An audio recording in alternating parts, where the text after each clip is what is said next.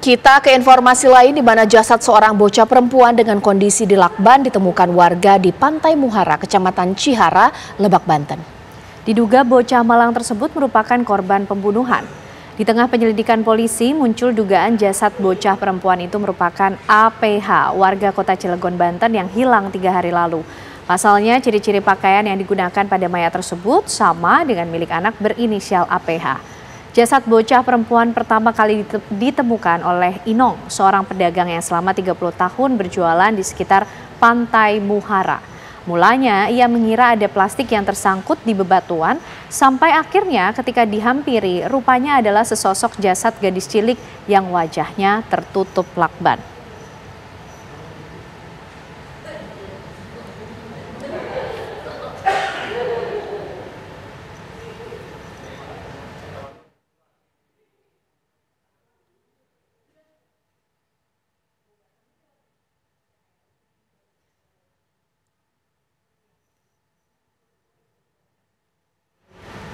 Kita akan memperbarui informasi penanganan terkini dari penemuan jasad seorang bocah di Cilegon ini pemirsa bersama dengan AKBP Kemas Indranata Negara Kapolres Cilegon. Selamat malam Pak Kapolres. Selamat malam Mbak Caca dan Mbak Kenane. Ya, Pak Kapolres, sampai saat ini apakah hasil otopsi dari jasad bocah perempuan ini sudah bisa diketahui hasilnya seperti apa Pak dan juga sudah teridentifikasi? Baik, terima kasih Mbak. Kami laporkan bahwa untuk proses penyelidikan dan penyidikan masih berlangsung, khusus untuk Polres Cilegon. Kemudian juga untuk hasil otopsi sudah kita dapati kemarin malam. Ya, jadi di dalam hasil otopsi memang ada tanda-tanda kekerasan, baik luka lebam di wilayah tangan, kemudian di bagian tangan, bagian kaki kanan dan kiri, termasuk di perut dan juga di seputaran wajah, baik di hidung, gigi maupun di wilayah telinga, gitu Mbak. Sudahkah ada keluarga korban yang mungkin sudah datang melihat langsung jasadnya, mengenali apakah ini anak mereka, seperti apa Pak Kapolres? Baik, jadi untuk jasad korban sudah dilihat oleh pihak keluarga, memang identitas yang ditemukan di wilayah Lebak, karena lokus deliktinya di wilayah Lebak kemarin untuk jasad ditemukan di wilayah sana. Sudah dicek oleh keluarga korban dan memang sama Mbak dengan jasad dengan anak dari korban itu sendiri. Oke.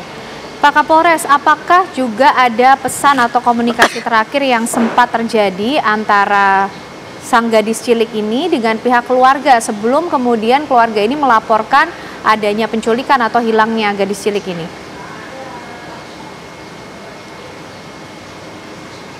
Iya, baik Mbak. Jadi sebelum melaporkan ke kami, ke Polres Cilegon, dari ibu korban, saudara Amelia ini, dia meninggalkan anaknya di kontrakan di wilayah Cilegon Kota untuk memang setiap harinya menjemput suaminya yang bekerja swasta, tidak jauh dari rumah, kurang lebih 10 menit. Meninggalkan anaknya, korban ini, dengan posisi anak tersebut lagi menggambar dan handphone ibunya sendiri ditinggal di kontrakan. Kemudian saat kembali beserta dengan ayah korban, tidak ditemukan anak ini, korban ini tidak ada. Kemudian setelah itu mencari di tetangga dan juga tidak ditemukan. Kemudian baru melapor ke Sentral Pelayanan Kepolisian di SPK di Polres Cilegon.